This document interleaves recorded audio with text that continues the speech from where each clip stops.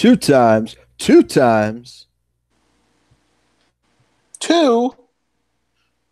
Yes. Oh, crazy British woman on SmackDown. I would know who she was if I watched NXT, I think. British or Australian? I thought she was British. Crazy British? Oh, Nikki Cross. Yeah, I think that's who it is that comes out tonight. I don't watch NXT. I don't watch SmackDown. NXT is definitely worth watching. I hear that, but it's just time. Before we start, I tried to watch Impact Wrestling this week. Yeah. And I think it was Friday night. And literally, like I was just flipping channels. I saw it was on. There was a commercial and then it was the women's for like 2 minutes. And then it was 5 minutes of commercials. And then it was the next segment for like 30 seconds. And then 10 minutes of commercials. I mean, it was ridiculous. I wanted to watch Impact Wrestling. There was no wrestling to watch. It was just commercials. So I was very disappointed by that. You should supposedly MLW Wrestling, Major League Wrestling on the BN Sports Network is really good. I've never checked it out. I'm just going by what I see people on Twitter talking about. Yeah, I see that as well. I just don't even know where the BN network is. I don't know. Apparently I have it, but I don't see it on my thing. Alexa, what channel is the BN Sports Network on Fios? Yeah, see, even fucking Alexa doesn't know. Alexa, what channel is the BN Sports Network on Spectrum? Alexa, what channel is the BN Sports Network on Spectrum? No, you ruined it. I wanted you to hear my Alexa talking. Oh, I didn't know you had one. Well, I just got one. I wanted you to see that I had one. Oh. You just ruined it. Darn it. Alexa, do you love me? I don't have human love figured out quite yet, but I've been listening to Barry White nonstop.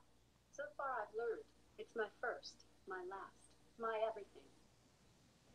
Alexa, your mother's a whore. It just turns off. It doesn't acknowledge that I say it. No. It just bling. Like it's the only time you hear it like drop out, like it drops the call. You know, so to speak. Is the only time is when you call it a fucking whore. Well, guess what's going to be in the intro of this week's episode?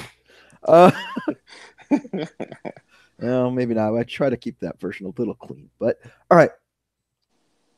It'd be fun to turn people off right in the first 10 seconds. Of course. So. We're gonna do it anyway. So hey, at least try to get them in through the intro. 10 minutes, 10 seconds. What's the difference? We're gonna turn them off no matter what.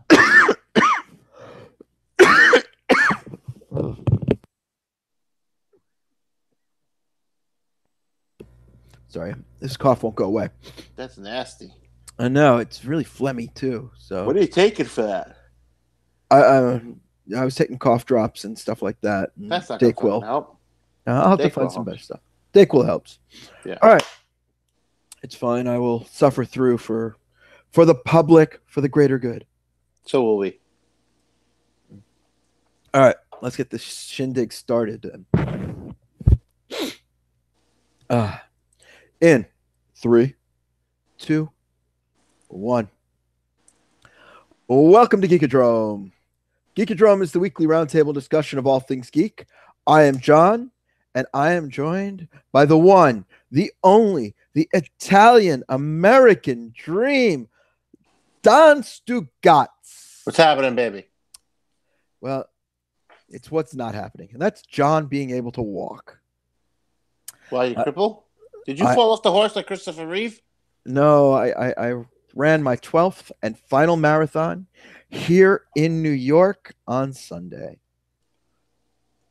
So it was a great experience. I did it in 4 hours, 50 minutes. Now, why is it your final? So because when you train for marathon, you do it for about 6 months. Yeah. I started the first weekend in June, and I went literally up until marathon weekend. Okay. Now, the first month is okay because you're not doing it too bad. But once you start to get over 10 miles, let's say, per run, it just takes so much time and energy out of you. Yeah. By the time it's August and you're doing 16 to 20 miles, it means you're not going out Friday night. because you have to wake up early Saturday. You're going to run for 4+ hours, and then you're not going to have any energy. So you go home, you shower, you take a nap, and then maybe, and you eat something before you sleep. Then maybe you're up for doing something Saturday.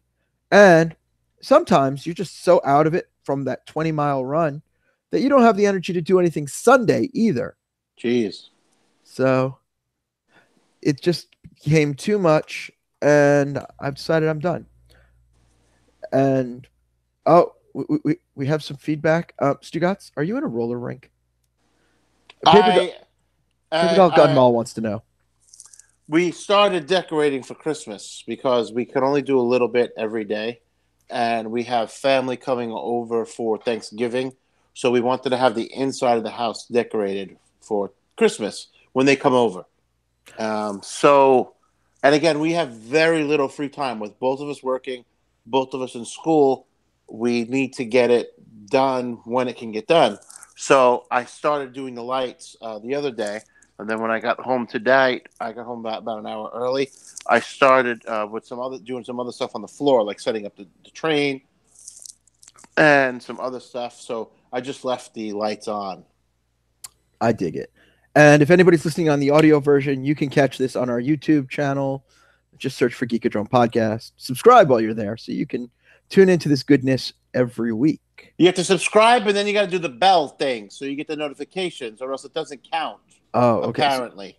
So you need to subscribe and do the bell thing. It's so stupid the way that we have to do all these things now. It's so hard just to get people to click play for 10 minutes. Yeah. And then subscribe. It takes 2 seconds to subscribe. But wait. We got to add a step, YouTube. We have to add it to make it harder to build an audience. Yeah, who wants to listen to crap on YouTube anyway? Yeah. So, yes. So, we have the awesome Stugots Disco roller rink going. Yes. If I get up and turn off the light that's in front of me, you see it's really nice. I could do that. Hold on. Oh, we're going to do you that. can keep telling your story about the marathon, though. Well, either that or I could sing Love to Love You, Baby, and really disco this up. Because that's really what everybody wants to hear. Me singing disco. A little Bee Gees, a little Donna Summer, really rock that disco vibe. I'm talking about all the disco I'm going to sing while you were setting up the lights. Oh. So it does look cool. It does. We actually, what you're seeing for like the strobe effect is the starlight. Like we have 2 of them, and we actually do leave them out all year. They're usually in the bedroom. And we do have like reflective surfaces in the room. This way, you get like some trippy things. In the old house, it was a lot easier because we would actually have them in the living room, and they would both be on the floor in between our chairs. So we just turn them on at any time. And then we had I have beer mugs all over the house, right? Pint glasses. Oh, very nice. A couple of them have like marbles and stones and reflective things. Here, this one here has marbles in them because you can't drink out of all of them. No, of course. This is actually from one of my favorite bars in Manhattan, the Heartland Brewery. I love that place. Union Square. I've been there a bunch of times. I stole that glass. So the having them filled with that stuff, it just makes it like they make like prisms essentially. But they're reflective prisms, so as the light reflects back off, why are your lights going on and off? Oh, I'm trying to find a nice romantic vibe here. Oh, okay. Because I have the Philips Hue lights above me in my fixture, and I have the iPhone app to control Oh. Which I'm sure is wonderful for the audio version of the show. Yes, I'm sure. People are listening like, what the fuck am I listening to this shit for? So, I'll go back to this because it makes it easier for me to see. So yes, so it was my final marathon. Bring it back to where we were. Yes. And the thing about the New York City Marathon is it's my favorite because I grew up in New York, and my mother, who I don't want this to come out wrong or weird, started her career in the New York City school districts and education system as a phys ed teacher. Oh, cool. So yeah, she was eventually a principal, vice principal, worked her way up, but initially she was a phys ed teacher. And so she always used to watch it when I was growing up. So to me, it's one of those quintessential New York things. Yeah. And the fact that, 50,000 people do it a year, like 1% at most of all people have run a marathon, it's kind of made it special. And so it's one of those like experiences that a lot of New Yorkers aspire to, and not necessarily all of them get to do. And we wanted to just talk about some of those experiences tonight, besides the marathon. I never once thought about running the marathon. Growing up in Brooklyn, the marathon, cuts right, comes over the Verrazano Bridge and goes up, was it 4th Avenue in Brooklyn, or is it 3rd Avenue? I think it's 4th Avenue. It's right? 4th. Yeah. It's 4th. I never wanted to go out and see it. Never wanted to see people run by. My high school would send like the cheerleaders, to it, and we were all supposed to go to support the cheerleaders, supporting the runners, and it was just like, it's fucking cold. It's fucking Sunday morning. I'm like, I know. Going out. Yeah, if I wasn't running it, I'd be in bed too. Like a big toasty cinnamon bun. Yeah. I did see a lot of people in Bay Ridge who live in Bay Ridge say that that's where the race starts, and that is not true. It does start at the toll plaza of the Verrazano Bridge on Staten Island. Yes. And I never get that misconception. Because I've heard it for years. Because people don't want to actually acknowledge Staten Island. Yes, I know. And people, crap on Staten Island. There's nothing there, and there's no culture. Well, there is culture. There's a Snug Harbor Cultural Center that if you went to, you would see some beautiful works of art. You would also find out that Staten Island played a very important part in the Underground Railroad, as well as the Revolutionary War. So it's a very important part of New York City and this country's history. Yeah. Let's see. They have Fort Wadsworth there, yes. which is also the staging area for the marathon. Mm-hmm. They're trying to upscale it a bit and trying to attract people, as opposed to just get on the boat and circle around. Yeah, the ferry. Yeah. Yeah. I mean, the ferry is an amazing ride. I took it on Sunday, but I kind of slept on it. When I was in construction, I was a carpenter, and I would have to do deliveries on a Saturday. And living on Staten Island and having to get into the city on the weekends is extremely tough because the express buses they run very spotty. So, you get down to delivery, and, whether it was winter or summer, you're covered in sweat and filth from moving like a couple thousand sheets of sheetrock in a couple hours' time. And no matter what the weather was, I always rode the ferry back, and I always sat outside, and I just always enjoyed the weather, no matter what it was, because even if it was 100 degrees outside, it's still a gorgeous day to be going across the water. And it's like, if it's rainy or snowy, to me, it's still perfect because the views are awesome, and you're outside in New York, and on the high waters, So, and for those who haven't been on the Staten Island ferry, you can see New Jersey, you can see Manhattan, you can see Staten Island, you can see the Statue of Liberty. I mean, you really get pretty close to the Statue of Liberty. When you're about the halfway point, you're pretty close to that Statue of Liberty without having to actually go to it. Yeah, I tell friends who are coming from out of town, if you want to see the statue, you don't actually want to go to it, take the Staten Island ferry. It's free. It gets you really close, and you don't need to, pay for the expensive boat rides. Yeah. So it's always a good view that way. And another New York story came up this week that we wanted to talk about, and that would be Alec Baldwin had a little altercation over a parking spot. When you're not from New York, okay, and you see the story, you just think, oh, Alec Baldwin, some rich Hollywood elite, some rich Hollywood liberal, thinking who the hell he is. But no, that's not the case at all. Having a fist fight over a parking space is the most New York thing you'll ever do. And if you say you've never gotten into a shouting match or a fist fight with someone for a parking space, you're really not from the five boroughs. I don't care how long you've lived there or where you've moved from. You're not from Brooklyn. or from New York City, if you've never had a fist fight with someone over a parking spot. It's part of my childhood, these things. The Caesars Bay parking lot. So, what is the significance of a parking spot for those not from New York City? Well, parking is limited. Okay, when you see the spot and you're waiting for it, right, and for the person who's in it to get out of it, right, and they get out, and sometimes that's a fight because sometimes people see you waiting and they're like, "Fuck you! I'm not getting out now.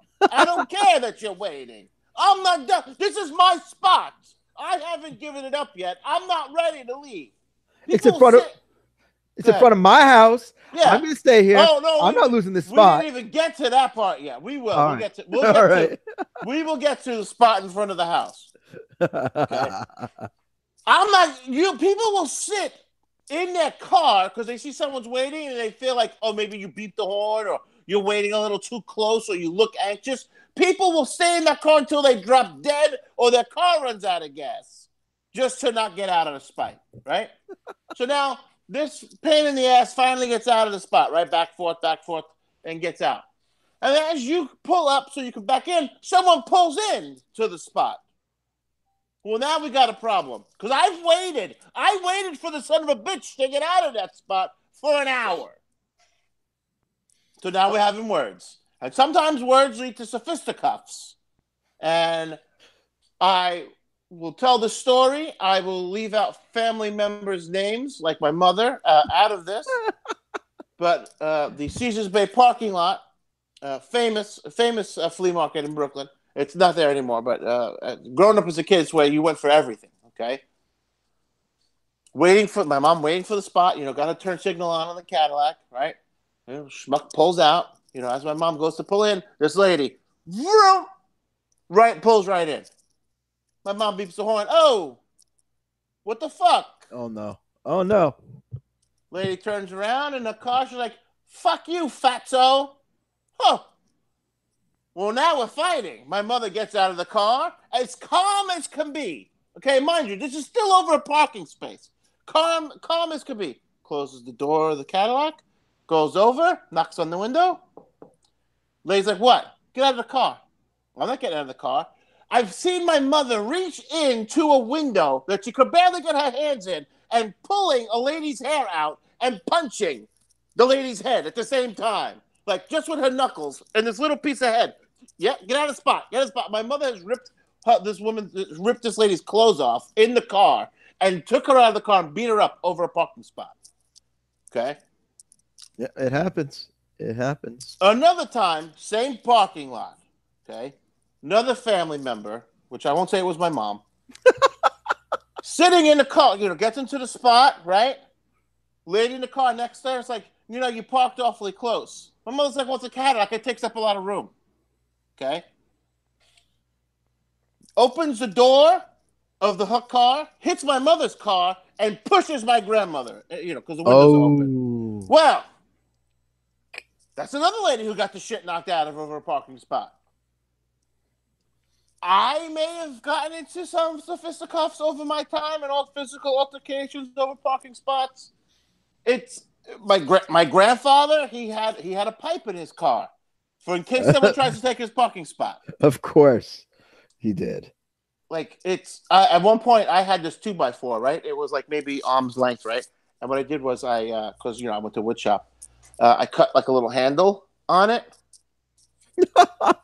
Right, so I had this thing for a long time. I may have I split a couple people's faces open with it, but it was perfect for smashing windows of cars of people who stole your parking spot. This is what we do. It's the ultimate land claim. It's a parking spot. You get the good spot on the good block, and there's no alternate side. You could be good for a week and not have to move your car. Oh yeah, no. Once you have that good spot. The other sacred thing about parking spots, the parking spot in front of your house. You don't park your car in front of someone else's house. That spot's theirs. It's like reserved. I've had family members get into fistfights over a parking spot in front of the house. Guns drawn, bloody noses, craziness because someone parked family member parked in front of their house. Oof. I've been called. I worked. I always worked nights when I was back in college, back in those days. I was sleeping, and my grandmother called me. Came into my room, woke me up. What's the matter? She's like, you got to move your car. You're parked in front of your cousin Sammy's house, and he wants you to get up and move the car. Well, wait. His driveway's empty, though.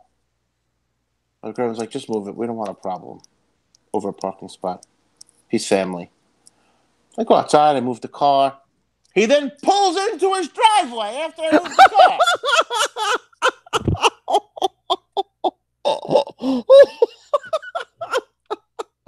I'm like, are you for real right now?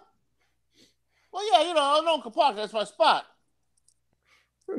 It's not your spot. And you didn't even fucking park it. You made me get up, get out of bed, put fucking clothes on, come downstairs, move the fucking car. You didn't even park in the spot. That's how sacred parking spots are.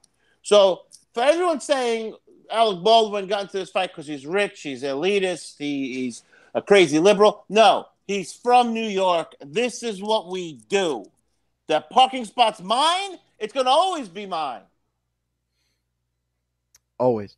Although, then there's always the alternate side of the street parking. Oh, everyone's got a double. You got a double park, right? Because alternate side. If you're not from New York, you don't know what alternate side is.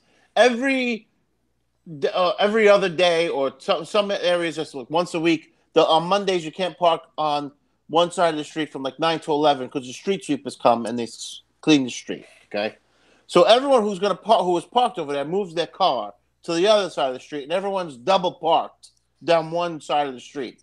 If you have to get your car out because you're parked against the curb and you're boxed in, you leave your car. You do not want to try to get your car out because you're going to be outside beeping your horn. People don't know who the hell you are, right? And then it's a fight of move your car so I can get my car out. No, fuck you. Alternate side's not over yet. And on Tuesday, it's the opposite. Everyone who's on the other side's got a double park on the Monday side and box all those people in. And then as soon as it's over at 11:01, you see the scramble. Everyone runs outside for the spot because then you don't have to move the car for the rest of the week if you don't want to. Yeah. Oh, yeah. And you need that spot. If you get the good spot, there's like maybe one block in Bay Ridge, like where I was living, that didn't have alternate side. And if you got on that block, you didn't move the car for anything.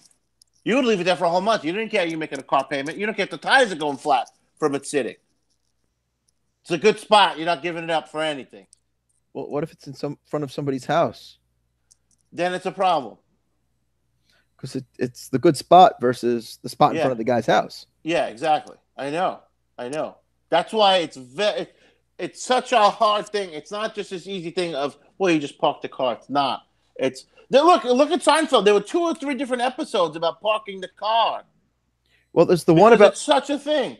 Yeah, the one I always remember is the one that's the spot in front of their building, and the one guy's about to back in, and the other one pulls in, yeah, front, and then they're confronting each other while they're about to watch a basketball game or something on TV. So they just fight about it all day and miss the game. Yep. Yeah, it's ridiculous, but it's true. If you live in New York, the spot is sacred, and it's all 5 boroughs. It's not even just Brooklyn. No, it's all 5 boroughs. It's all the same. Because Seinfeld takes place in Manhattan. Mm-hmm.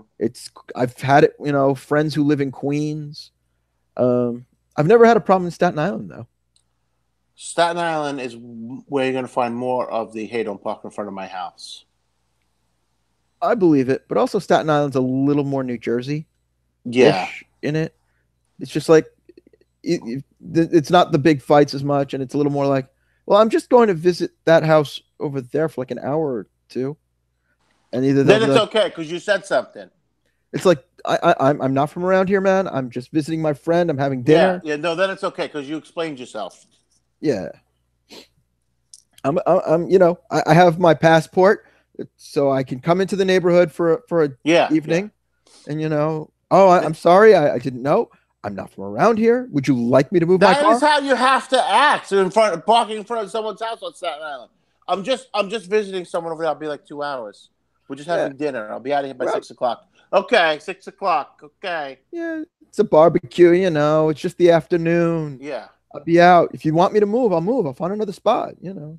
Yep. But, you know, it'll be yours overnight. I don't care about that. And I'm then here when for it dinner. snows, forget it. You dig your car out of the spot, go to the store to get milk and bread. You come back, someone's in that spot. And you're like, what the fuck? I dug my car out of that spot. That's my spot.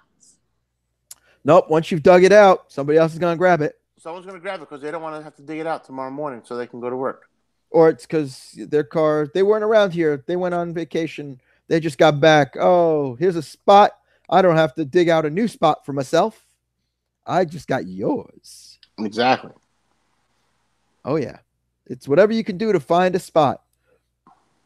It's a dog-eat-dog world, and your spot is a milk bone. That's all. I mean, and there's just so many of these little quirky things about New York that, like, people who aren't from around here don't understand.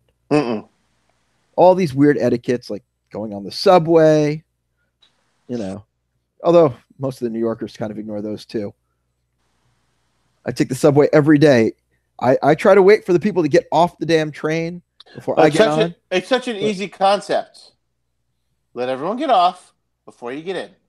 There's a Glove and Boots video about it. Explains it.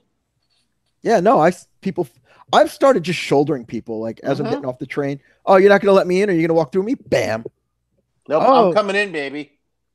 The other thing I hate. So for people who have never been on a subway car is a long metal object with seats on both sides with brakes for the doors. And for some reason, I happen to like not sitting. I like to lean against the doors that are not being used. So I will walk in and try to walk across and just lean against the unused doors, which if you're on an express train means they're not going to open at all. They alternate. If you're local, if you're on a local, express is one side, local's the other. But every morning I'm taking an express. And for some reason, it doesn't matter how empty the train is. If somebody's going to stand there and I'm sitting there like reading on my iPad or something, some asshole has to literally stand right in front of me. Whole train is open. And he's got to stand almost leaning into me, hitting into my iPad. I'm just trying to read my comic book. I'm not bothering anybody. No. And this asshat's just like really wants to be my new friend or something. And it's just like, I look up, I'm like, there's long tube. And the only people in it are the people who are sitting, me, the guy who's standing next to me in this doorway, because there's usually enough room for 2 to 3 people, and this asshole right in front of me. And it's just like, what's up? You can't have personal space. No. And I mean, there's all these unwritten rules, and like New Yorkers themselves don't even bother to follow them. So it's just like, how can we expect the tourists to do it? Yeah, I know. If we don't follow it ourselves, but then we get mad that they don't follow it. I know. And it's just getting to the point where I just start shouldering people. I'm pushing people. And it's, what are you supposed to do about it? It's like, forget about it. If you're going to fuck with me, I'm going to fuck with you back. Exactly. And I've been told that our New York accents are really coming out in today's episode. They are. Yes, I'm sure they are. It is. I grew up in the suburbs, but spending a lot of time in the city because both my parents worked there. So it comes out like when I'm pissed off or talking to very New York people. And the fact that it's coming out today as I'm telling these stories as well is kind of funny. There was one day this was when we were in the old house. Jen and I watched an episode of the Dice show on Showtime, and it was the one with Adrian Brody imitating Dice to Dice. Nice. And we, because we've followed Dice's career for so long. Like, I know how much he hates that to begin with. So here's someone doing him to him, and so it was like a good 20 minutes of just Dice. Whether it was him doing himself or Adrian Brody. When the show was over, Jen and I went for a little walk. My accent was so thick that I actually gasped, and I was like, "Oh my God, is that me?" And Jen's like, "Yeah." I was like, "I sound terrible." And she's like, "No." I was like, "Do I always sound like this?" She's like, "No." And it was just because I, just got done watching that. Yeah. Whenever I'm in Disney World and I see somebody with a tag that says they're originally from New York, I always say, hey, I'm from New York too, and I always strike up a conversation with the people who work there. Yeah. And I was on a line. This is several years ago, and I was with friends who I think were from California, and the girl who works there, her tag says like, "Hi, I'm Mary or whatever from Brooklyn, New York," and I'm like, "Oh, hey, you're from Brooklyn," and I start talking to her, and when I finish talking, my friends are just like, "You just sounded so New York." I'm like, Yeah. "Oh my God," because it really comes out when I talk to people who have that accent, and then once you do that, they start sounding more New York, and it just pushes each other up. Yeah, definitely, it amplifies it. So it's always hilarious to me when it's like people are like, "You sound so New York." And I just want to go, forget about it. Like, meh, what do you know? A little of this, a little of that. I'm talking here. I'm talking. I'm walking. I'm talking. Forget about it. So it always makes me laugh when things like that happen and getting called out on it, because it's just not like my normal conversation, but then just it snaps in. It just slides right into it. Yeah. Oh man, I mean, we could go on talking New York stories forever. I think just find one topic that's a New York thing. Just pick an episode of Seinfeld, and we could just go for an hour. That's what we need to do. New podcast, New York stories based on Seinfeld. Seinfeld stories. There are 11 million stories in this naked city, and these are all how they could relate to Seinfeld. We need a babka. It's a chocolate babka. You can't show up empty-handed. I mean, forget it. Cinnamon babka? There's more than one babka? Meanwhile, yeah, there is. There is, but who wants anything but chocolate anyway? I know. Chocolate babka is the best babka. It really is. Otherwise, you could come with a different dessert. Yeah, you just got to go different altogether. You can't do the cinnamon babka. Yeah, I wouldn't show up with the cinnamon babka.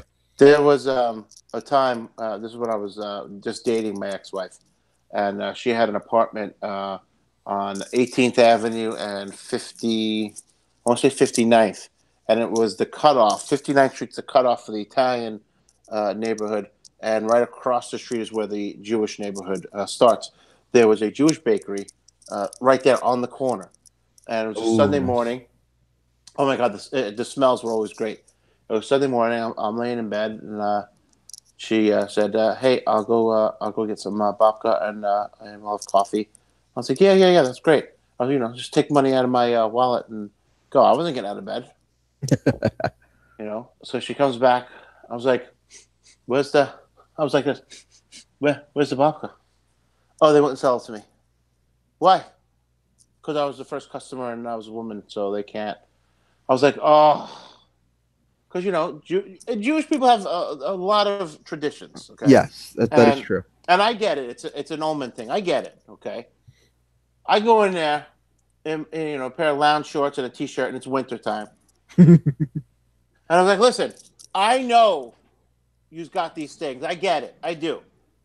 But when she comes in here, she's coming with my money. Because I don't want to come in here. I just want the babka. And they were a little taken back. I'm not trying to give anyone a hard time. I'm not trying to belittle your beliefs. Your beliefs are beautiful. I don't care. Whatever. But if she comes in here, she's coming here with my money. Mine. Not hers. Because she didn't work. Then she didn't. It's my money. So just sell her the babka. Just take the money from it because it's mine. They're like, oh, okay. And never a problem after that. That's good. Because otherwise you'd have to go somewhere else and get some ruggalo or something. Yeah, and who the hell wants to do that? I don't know, especially if it's right across the street. It was right there. Yeah. So, because to be fair, I mean, I'm not going to disparage either, but the Italian bakeries and the Jewish bakeries, completely different. Completely different. You will not find the same stuff in them. Not a single thing the same. No. Both, but I will say both. But everything's delicious. Yes. Yeah. I mean, the Italian tend to go a little sweeter, which is fine.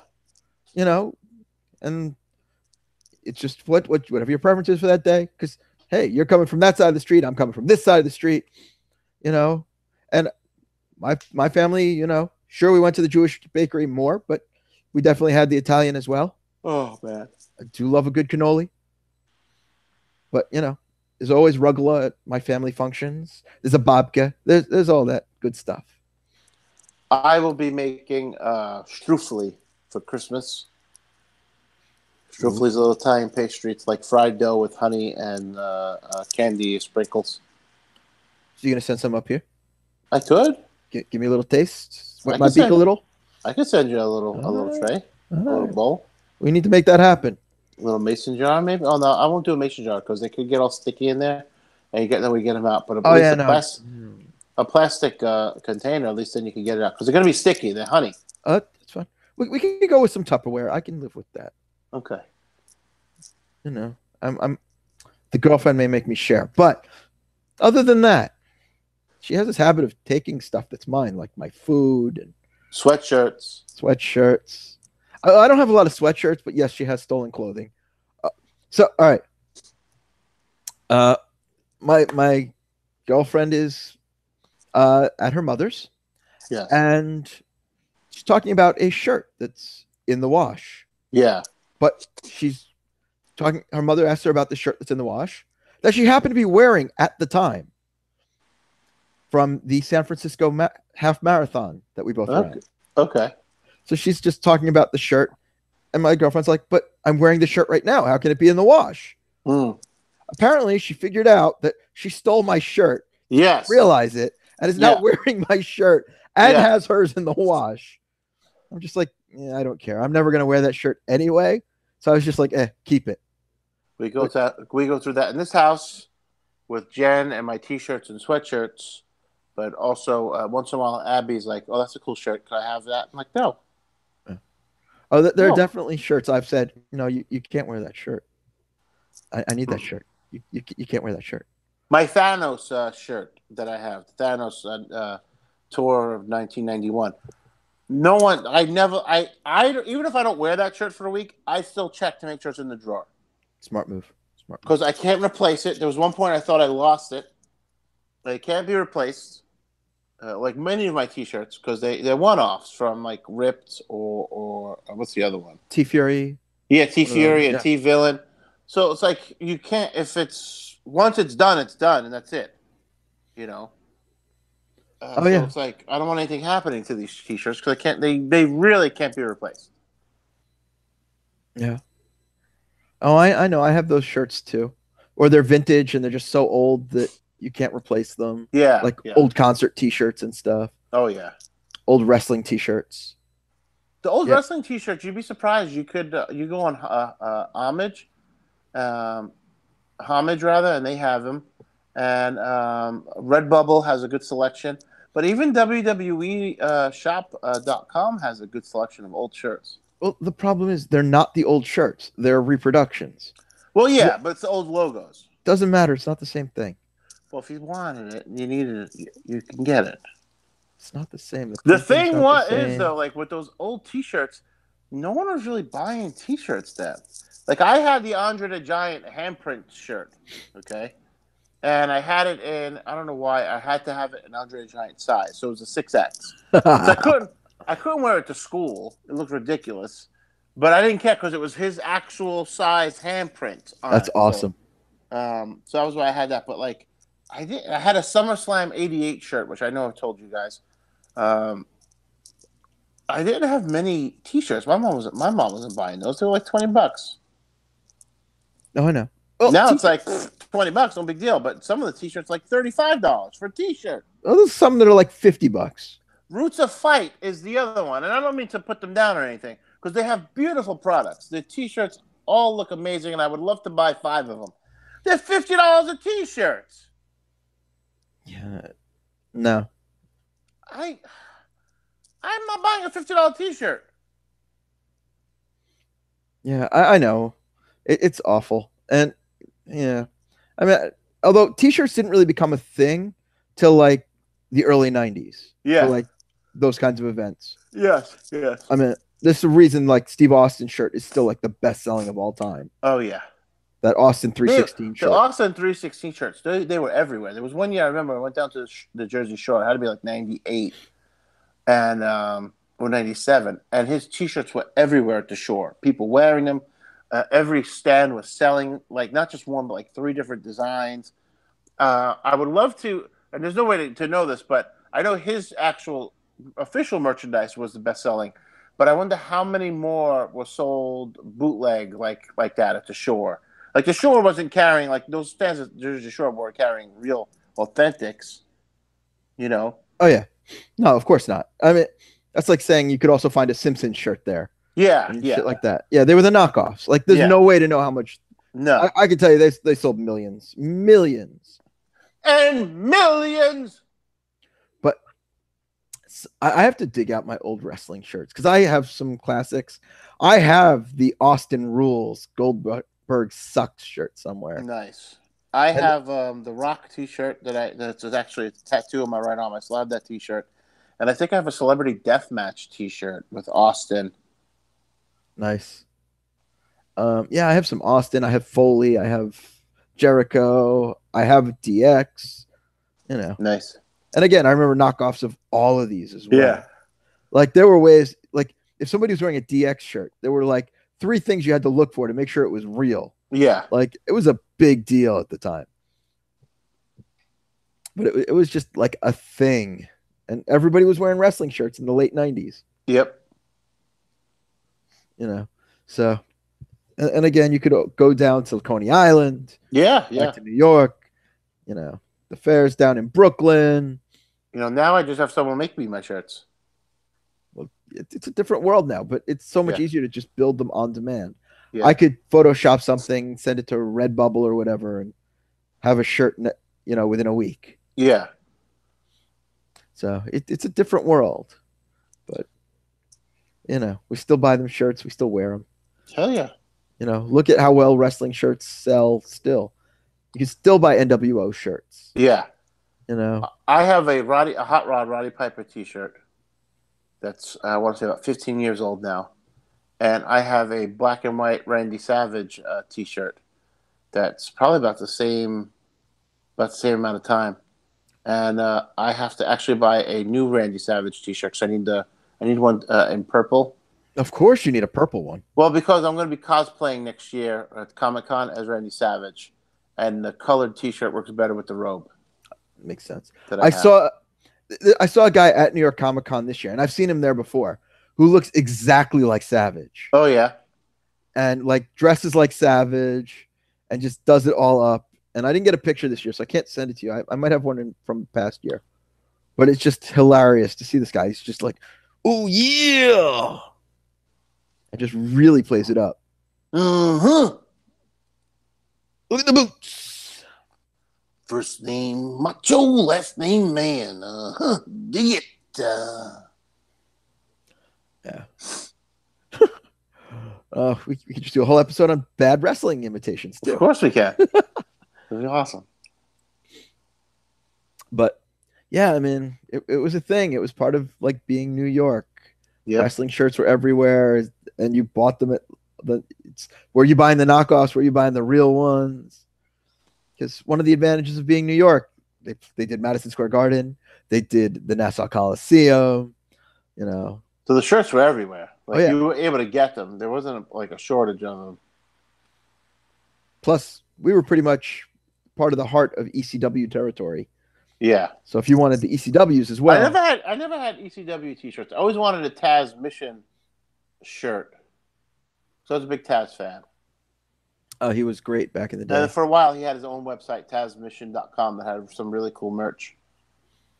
I'm trying to think if I had any ECW shirts, but I don't think I did.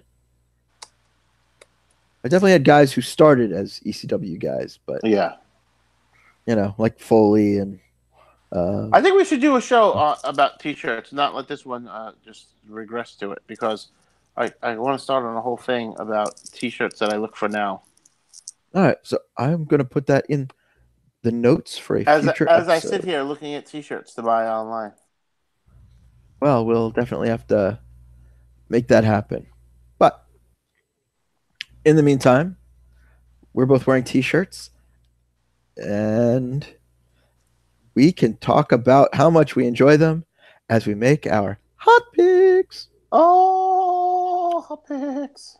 Oh, I bet you didn't see that one coming. I saw that one coming. Yeah, it was kind of obvious because we are about 45 minutes in. And Yep. start rolling on home.